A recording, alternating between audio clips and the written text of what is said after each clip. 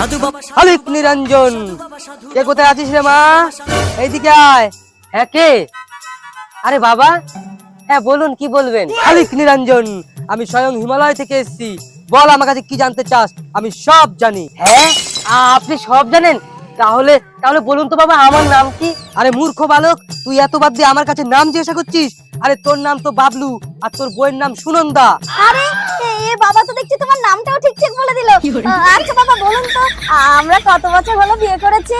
আরে মা, তোরা তো মাত্র 10 বছর হলো বিয়ে করেছিস। আরে বাবা তো সব বলে দিচ্ছে ফটফট করে।